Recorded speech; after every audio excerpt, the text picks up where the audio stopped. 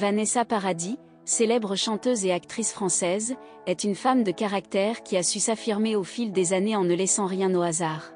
Selon les dires d'Éric Le Bourris, biographe de Florent Pagny, l'ancienne compagne du chanteur aurait résolument décliné un cadeau somptueux de sa part. Il s'agissait d'une moto Harley-Davidson Sportster 1000, acquise par Pagny lors d'un séjour en Floride et généreusement offerte à Vanessa au temps de leur liaison.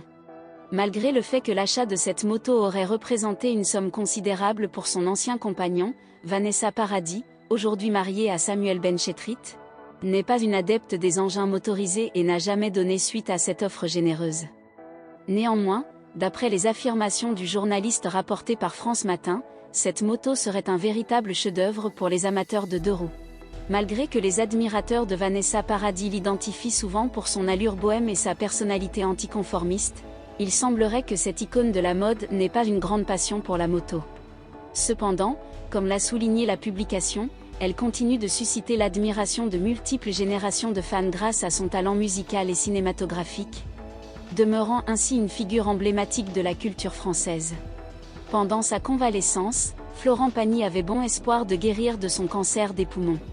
Cependant, la réalité l'a rattrapé et il a été contraint d'affronter une rechute.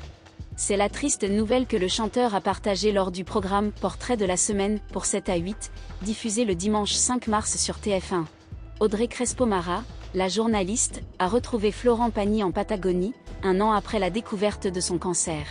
Lors de cette entrevue filmée le 26 janvier, l'artiste apparaît avec ses cheveux et ses sourcils repoussés, conséquence de 6 séances de chimiothérapie et d'1 mois et demi de radiothérapie. Le chanteur français éprouve une certaine culpabilité quant à cette rechute de sa maladie. Peut-être que si j'avais été en France, je n'aurais pas ce ganglion qui apparaît comme ça, si j'avais suivi le programme. C'est un peu de ma faute, a-t-il confié.